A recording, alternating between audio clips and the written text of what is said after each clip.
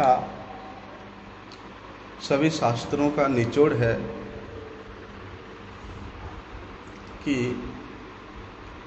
करोड़ों जन्मों के सुकृति के फलस्वरूप भी जो नहीं मिल सकता है, जो वस्तु नहीं प्राप्त हो सकता है, वैसे दुर्लभ वस्तु भी श्री गुरु वैष्णव और भगवान के अहितु की कृपा से अवश्य प्राप्त हो सकता है। हरि गुरु वैष्णवों के कृपा को छोड़ करके इतने अधिक श्रेष्ठ वस्तु जो कि प्रत्येक मनुष्य का एकमात्र काम्य है, ब्रज के भक्ति रस, रागानुगा भक्ति प्राप्त करना असंभव है। यद्यपि शास्त्र वर्णन करता है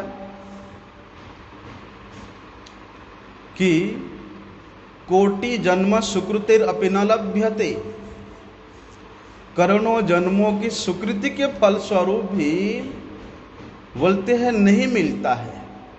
क्या नहीं मिलता है? कृष्ण भक्ति रसभाविता मति,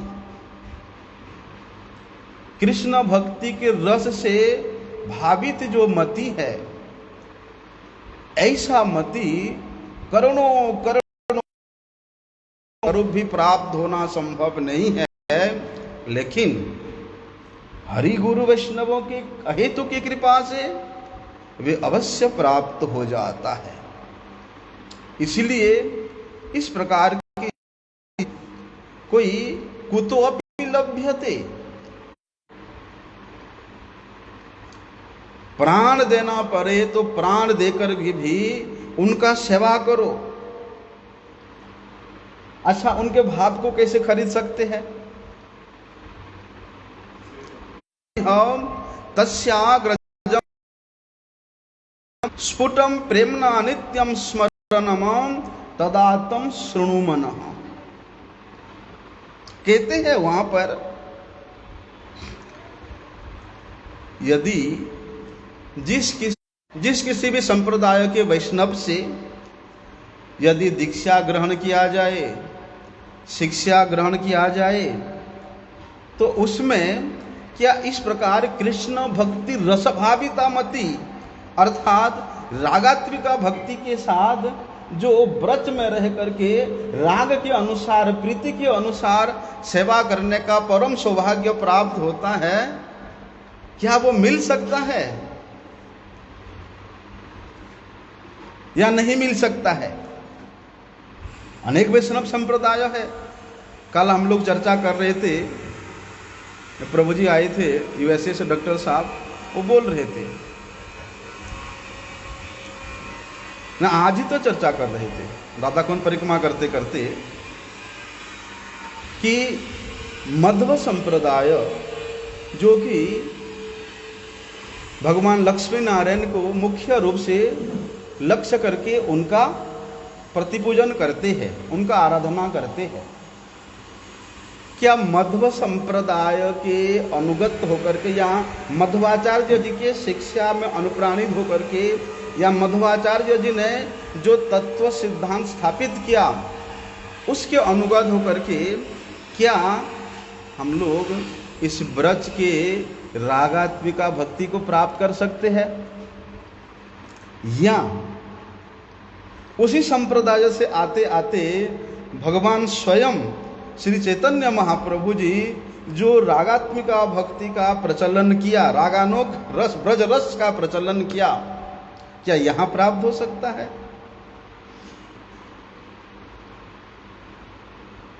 यद्यपि हम लोग ब्रह्म माधव गौड़ीय संप्रदाय से है,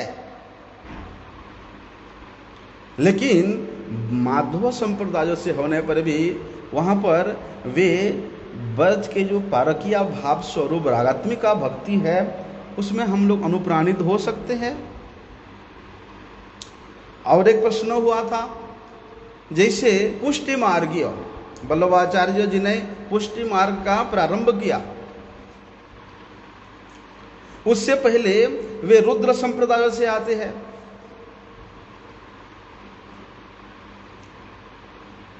क्या रुद्र संप्रदायों में भगवान के वात्सल्यमय रस के द्वारा आराधना होता था, या वल्लभाचार्य जी ने उस संप्रदाय से आते आते पुष्टि मार्ग के द्वारा वे वात्सल्य भाव के द्वारा श्रीनाथ जी का, भगवान गोपाल का सेवा आराधना करना प्रारंभ किया? देखिए, ब्रज के ये जो रागात्मिका भक्ति है, ब्रज के ये जो प्रेम है, इसका दान करने वाले और इस ब्रज प्रेम के जो नितांत निगूढ़ रहस्य है, उस रहस्य के साधनों को किसने प्रकाश किया? स्वयं कलि पावन भगवान श्री चैतन्य महाप्रभु जी के अंतरंग पार्षद श्रीमन महाप्रभु जी के वांछा को, इच्छा को प्रतिपूर्ति करने के उद्देश्य से स्वयं श्री ललिता, विशाखा इत्यादि सखी गणों ने श्री रूप गोस्वामी, स्वरूप गोस्वामी, सनातन गोस्वामी, श्री राय रामानंद रूप में इस जगत में प्रकट होकर के वे उस ब्रज रस को, ब्रज प्रेम को, उस रागात्मिका भक्ति को वहां उन्होंने प्रचलन किया। इसलिए वे स्वरूप रूप सनातन गोस्वामी ही वास्तव में वे महादुर्लभ ब्रज प्रेम के मूल भंडारी है, वे मूल संरक्षक है। इसलिए जो भंडारी है, जो संरक्षक है, उनके अनुगत्य के बिना भंडार का कोई भी वस्तु प्राप्त करना असंभव है। बल्कि उन्होंने इसी परंपरा के अनुसार, शिष्य परंपरा के अनुसार अपने स्वयं के रचित प्रामाणिक ग्रंथों के माध्यम से ये ब्रज के रस की रीति को और ब्रजवास की पद्धति को और विशेष रूप से यहाँ के जो मधुर प्रेम है, श्री राधा कृष्ण जुगल के प्राप्ति का जो क्या निगूढ़ सिद्धांत है, निगूढ़ साधना है, उसको उन्होंने अपनी लेखनी के माध्यम से इस जगतवासियों को प्रदान किया। इसलिए उन स्वरूप रूप सनातन गोस्वामी के चरणों के आश्रय किए बिना, उनके शिक्षाओं का अनुसरण किए बिना वो ब्रज के रागात्मिक भक्ति को प्राप्त करना, ब्रजवास के पद्धति को जानना और श्री श्री राधा कृष्ण के श्री चरणों में अनुरागमयी सेवा परिचर्या प्राप्ति करना कभी भी संभव नहीं है। इसीलिए कहते हैं कृष्ण भक्ति रसभाविता मति यदि कुतो अपि लभ्यते। बल्कि वे रागात्मिका भक्ति से ओत प्रोत अगर कोई मति मिल जाए तो उसको प्रेममयी भक्तिमयी लोभ के द्वारा, जागतिक लोभ नहीं, जिसके हृदय में भक्तिमती लोभ है वो लोभ के द्वारा उसको खरीद लो। अभी ये रागात्मिका भक्ति क्या है?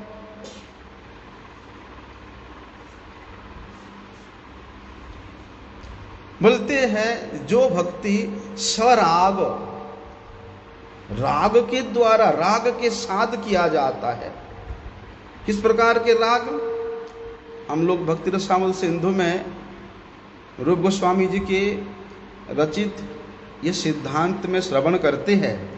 विशेष रूप से भक्ति का 3 साधन है और भक्ति और सिद्धि को प्राप्त करने का ये जो 3 अवस्था है उसको हमारे गुरुपाद पद्म क्या शिक्षा दिया? साधन भक्ति, भाव भक्ति और प्रेम भक्ति।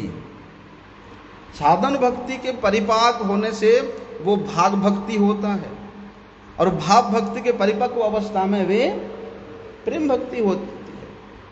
लेकिन फिर भी इस भक्ति तत्व के जो मर्मज्ञ है श्री रूप गोस्वामी जी ने अपनी स्वरचित भक्ति रसामृत सिंधु में बोलते हैं इस पद्धति को बड़े ही सूक्ष्म रूप से विवेचन किया है और उसके आधार पर ही ये ब्रज में वास करने का जो पद्धति है, वो ब्रज के प्रेम को उदय होने का जो पद्धति है, उन्होंने बड़े सूक्ष्म रूप से उल्लेख किया है। आदौ श्रद्धा ततः साधु संगो भजन क्रिया ततो अनर्थ निवृत्ति ही स्यात् ततो निष्ठा रुचिस्ततः अथ आसक्ति भावस्ततः प्रेमाभिदंचति साधकानाम अयम प्रेम्णः प्रादुर्भावे भवेत् क्रमः। ये क्रम रूप गोस्वामी जी ने वहाँ वर्णन किया है। सबसे पहले साधु संग में शास्त्र श्रवण के द्वारा श्रद्धा, किसके प्रति श्रद्धा? श्री गुरुदेव के प्रति और शास्त्र के वचनों के प्रति श्रद्धा उत्पन्न होती है। क्या करने से? यदि हम साधु संग में शास्त्र का श्रवण करेंगे तो। असाधु संग में शास्त्र श्रवण करने से ना तो श्री गुरुदेव में श्रद्धा होगी, ना ही शास्त्र के वचनों में श्रद्धा होगी, केवल वहां मनोरंजन मात्र होगी। इसलिए साधु मुख से श्रवण करने को बोला है। जब श्रद्धा होगी तब साधु संग करने के लिए मन में लोभ होगा। श्रद्धा के साथ कथा सुनेंगे तो वास्तव में वे साधु संग होता है। अश्रद्धा लेकर के जिसके मुख से हरि कथा श्रवण करेंगे, अश्रद्धा लेकर के या मजबूरी में वहाँ श्रवण करने से वो वास्तविक साधु संग नहीं होता है। वो इस प्रकार के संग करने पर भी उसको साधु संग का फल प्राप्ति नहीं होती है। कुछ सुकृति अवश्य प्राप्त होती है। साधु संग करना और साधु संग का फल केवल सुकृति होना नहीं है। साधु संग सर्वशास्त्र कहे, लव मात्र साधु संग सर्वसिद्धि होए। एक लव के, एक निमिष के बराबर भी साधु संग किया जाए, उसी से सर्वसिद्धि प्राप्त हो जाती है। और साधु संग केवल ये सुकृति प्रदान करने के लिए नहीं। इसलिए श्रद्धायुक्त होकर के साधु संग करना चाहिए।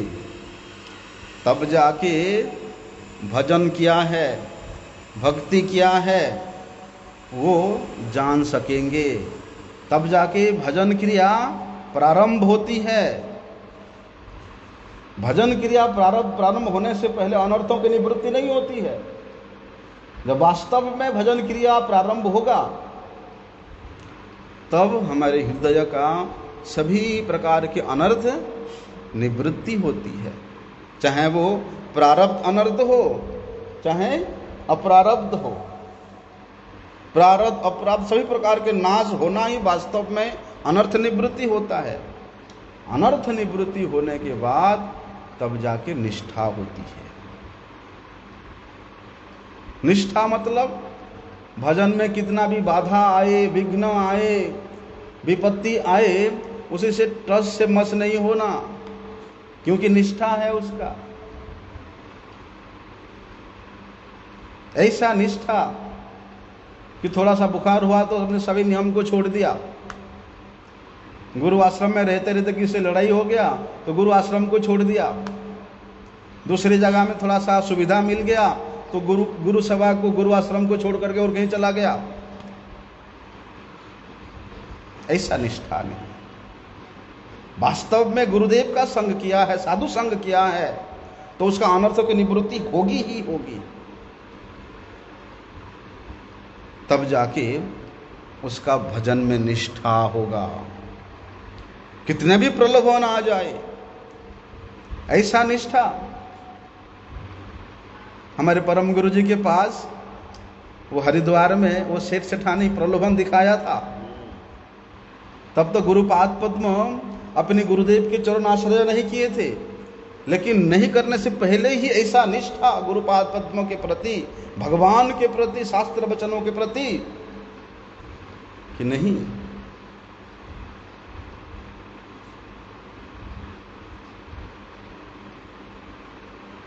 बल्कि इसी निष्ठा कैसे भी सुविधा हो असुविधा हो, वहाँ भजन से लेस भी टसमस नहीं होगा। तब जाकर के भगवान उसके हृदय में रुचि प्रदान करते हैं।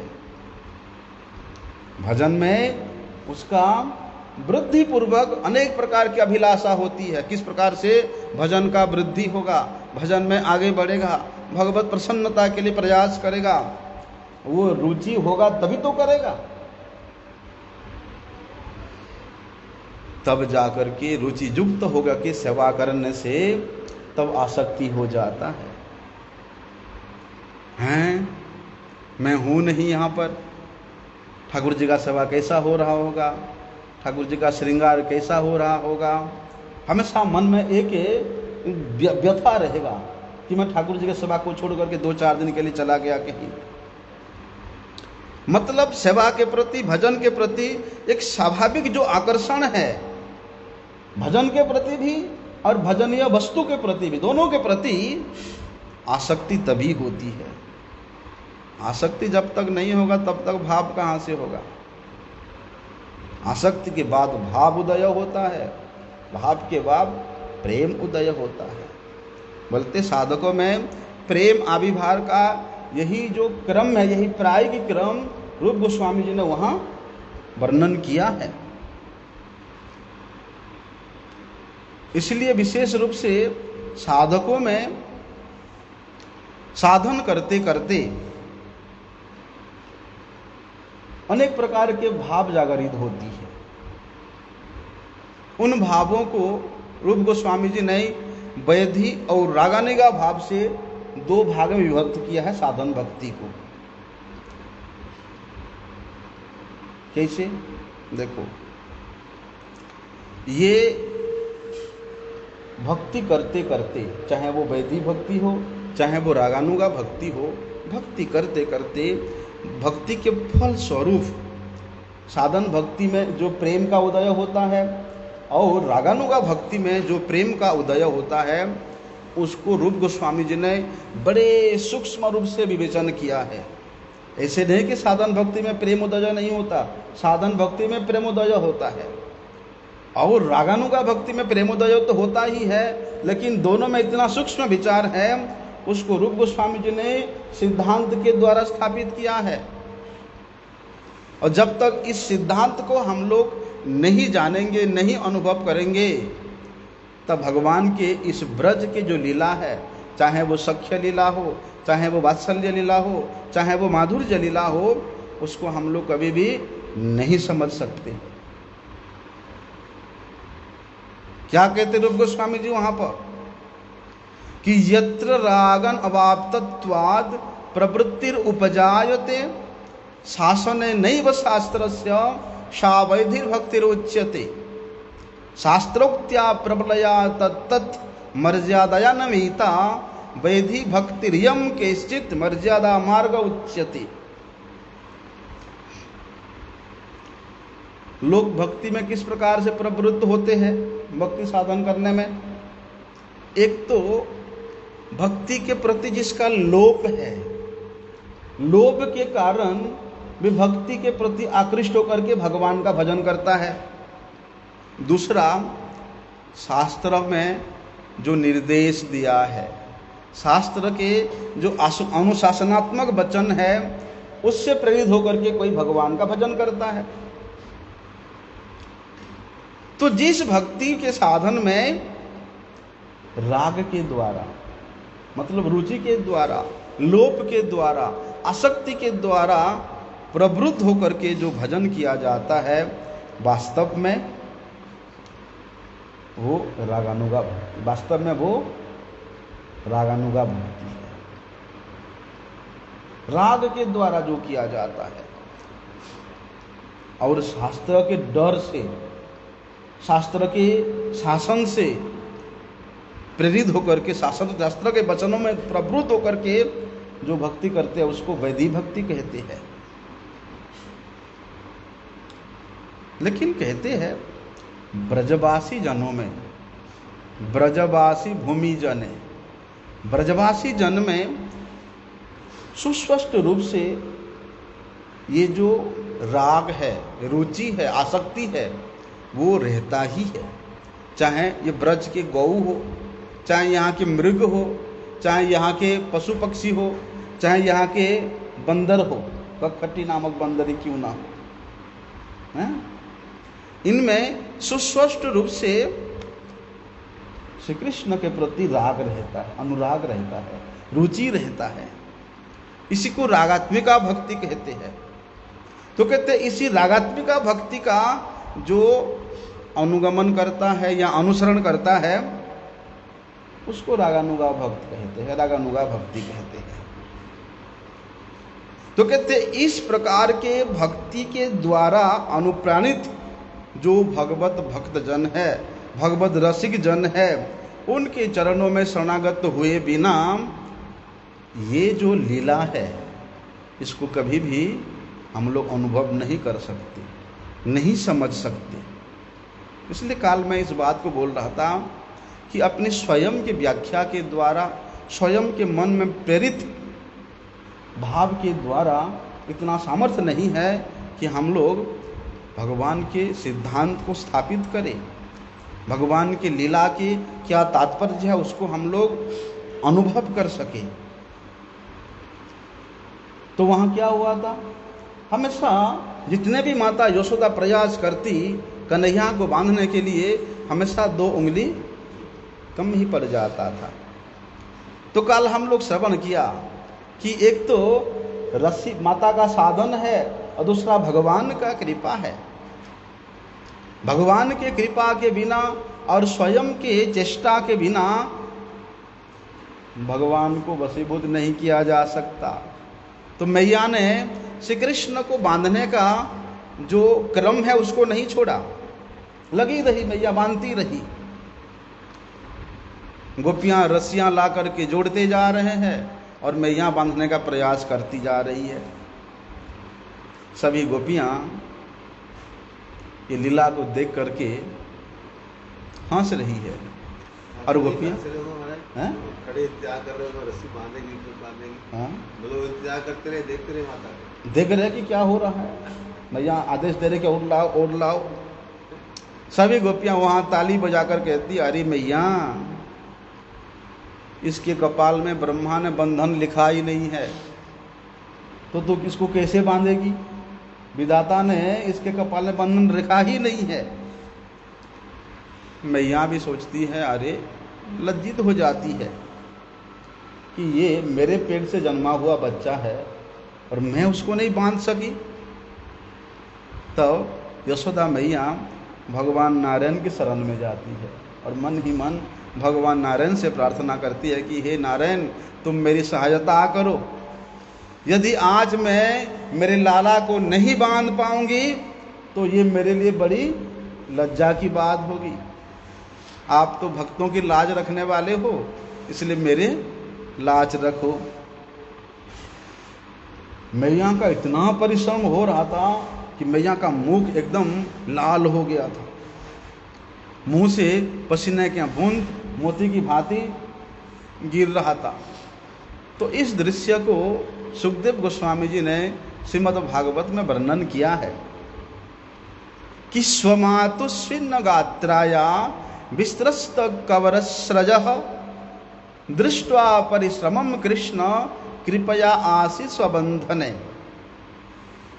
श्री कृष्ण देखते हैं, अरे मेरे मैया परिश्रम करते करते वे पसीने से लथपथ हो गई है, उनकी चोटी में गुथी हुई जो माला है वो भी गिर गई है और मैया बहुत थक गई है। तब कृपा करके भगवान स्वयं बंधन को स्वीकार करते हैं, माता के बंधन में बंध जाते हैं। यही है दामोदर लीला। बोलते साधक को भी इस प्रकार का कठोर साधन करना चाहिए। वहां यशोदा मैया अपनी लाला को बांधने के लिए इतना साधना किया। वो मातृस्थानीय सबसे श्रेष्ठ भक्त है, वात्सल्य रस के वे प्रतिमूर्ति स्वरूप है। वे यशोदा मैया को भी भगवान चाहे अपने कोख से क्यों ना जन्मे, उसको अपने अधीन करने के लिए, उनको भी अपने वशीभूत करने के लिए उनको भी साधन करना पड़ा। इसलिए भगवत साधन के बिना भगवत कृपा नहीं प्राप्त होती है। भगवान देखते हैं अपने भक्त के साधन को कि मेरे कारण, मेरे निमित्त मेरा भक्त क्या क्या किया है। मत कृतम त्यक्त कर्मान त्यक्त स्वजन बांधवा। अरे मेरे लिए मेरे भक्त ने अपना कर्म को त्याग दिया, धर्म को त्याग दिया, स्वजन बांधव को त्याग दिया। वो क्या करता है? मदाश्रया कथा मृष्टा श्रवंती कथयंती च। मेरे आश्रय में रह करके मेरे कथा का, मेरे नाम का श्रवण करता, कीर्तन करता, गायन करता। श्रवंती गायंती गुरंती साधव। कभी भी उसने अपने स्वयं के सुख के लिए सोचा भी नहीं। तदवाग विसर्गो जनताग विप्लवो यस्मिन् प्रति श्लोकम वद्यवत्यपि नामानि अनंतस्य यशो अंकितानि यद शृण्वन्ति गायन्ति गुणन्ति साधवः। बोलते वे साधव, वे साधु अपने स्वयं के लिए कभी नहीं सोचा। उसके प्रत्येक चेष्टा में, उसके प्रत्येक क्रिया में, उसके सांस सांस में केवल मेरे ही प्रीति विधान का, मेरे सुख विधान का चेष्टा रहा है। भगवान ये साधना को देखते हैं और ऐसा साधना को देख करके श्री कृष्ण का हृदय द्रवित हो जाता है। भगवान उसको अपनी सेवा देने के लिए मजबूर हो जाते हैं। भगवान को उसको अपना सेवा देना ही पड़ता है। और मैया का भी दृढ़ संकल्प था, चाहे कुछ भी हो जाए आज मैं लाला को बांध के ही रखूंगी। ऐसा निष्ठा, ऐसा संकल्प। मैया के ऐसे संकल्प को देख करके श्री कृष्ण का चित्त द्रवित हो गया और वे श्री कृष्ण स्वयं अपने सर्वश्रेष्ठ, सर्वशक्तिमयी वो वात्सल्य स्वरूप कृपा शक्ति का प्रकाशित कर ही दिया। जिस वात्सल्यमय कृपा शक्ति के सामने अनंत ऐश्वर्य भी भगवान का बांधे गए हैं।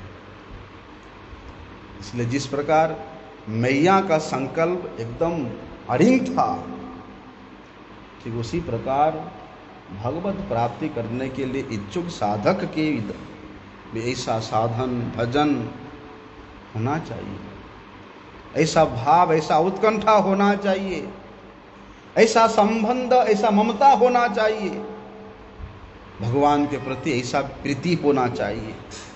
ऐसा प्रीति को देख करके, ऐसा संबंध को देख करके, ऐसा ममता को देख करके श्री कृष्ण का हृदय भी लालायित तो हो जाए कि मुझे उस भक्त के पास ही रहना है। सनातन गोस्वामी जी के पास कुछ नहीं था, खिलाने के लिए नमक भी नहीं था। इस घर में थोड़ा सा जा करके सूखी आटा लेकर के उसको किसी प्रकार आग में पुड़ा करके खा जाते थे। क्या कहे मदन मोहन जी, बाबा मैं तुम्हारे साथ चलूंगा, मुझे तुम्हारे साथ ले चलो। गोसाई कहते हैं, अरे लाला मेरे खुद का रहने का कोई व्यवस्था नहीं है, मैं कभी इस पेड़ के नीचे कभी उस पेड़ के नीचे रहता हूँ, कितने दिन भूखे रहता हूँ, मिलता भी नहीं है, कभी जमुना का जल पी के अपना संतुष्टि कर लेता हूँ। तो यहाँ चौबे के घर में अच्छा खासा माल पानी खा रहा है, हैं? मैया आचा खिचड़ी बना के खिला रही, कभी हलवा बना के खिला रही है, तुझे अच्छा नहीं लग रही यहाँ? नहीं बाबा मैं तुम्हारे साथ ही चलूँगा। गोसाई कहते हैं ठीक है भैया चल रहे हैं तो चल, देख मेरे पास जो सुविधा होगा मैं वो खिलाऊंगा, बोलना नहीं मुझे घी वाला रोटी दो, हैं? ऐसे बोलना नहीं। लाला कहती है ठीक है बाबा चल। गोसाई ले आते हैं, दो पत्थर खड़ा कर देते हैं, इसे एक पत्थर ऊपर खड़ा करके वहाँ बिठा देते हैं, ठंडी हो गर्मी हो मुझे बोलना नहीं कुछ। वहाँ तो महल में थी चौबे के घर में, यहाँ ही जंगल में पत्थर के नीचे बैठ। हाँ बाबा बैठूंगा। और सनातन गोस्वामी जाकर कहीं से सूखी आटा मांग के लाते, उसको जमुना के जल में गूंद के आग जला के गोला गोला करके आग में जला देते। वो कहते लाला ले खा ले। खाते खाते 15 दिन है गो, लाला बोलते बाबा अब तो गले से नीचे नहीं उतर रहा है, नमक तो दे दे। गोसाई कहते आज नमक मांगा कल घी मांगेगा, कहाँ से लाऊंगा, अब तेरे व्यवस्था तू ही कर भैया। और कन्हैया ने व्यवस्था कर दिया। और बनिया का नाव आकर के जहाज आकर के वहीं पर ही डूबना था। ऐसा भगवान को वहां प्रेम के वशीभूत होकर के अपना सेवा देने के लिए बरबस होना ही पड़ता है। ऐसे साधना से, ऐसे प्रेम के, ऐसे ममता, ऐसे प्रीति के सामने भगवान का हृदय द्रवीभूत हो जाता है। ऐसे भक्त को भक्त से सेवा लेने के लिए, ऐसे भक्त को सेवा देने के लिए भगवान लालायित हो जाते हैं। ऐसा। अच्छा, विश्वनाथ चक्रवर्तीपाद जी कहते हैं कि कन्हैया का जो कमर है वो मात्र 12 अंगुल की थी और रस्सी इतनी लंबी रस्सी और 12 अंगुल की इतनी छोटी सी पतली कमर। फिर भी मैया उस लंबी रस्सी से भी कन्हैया को नहीं बांध सकी। क्यों नहीं बांध सकी? क्योंकि कन्हैया सोच रहा है, अरे अगर मैया मुझे बांध देगी तो मेरा जो नित्य कर्म है, क्या कर्म है उसका?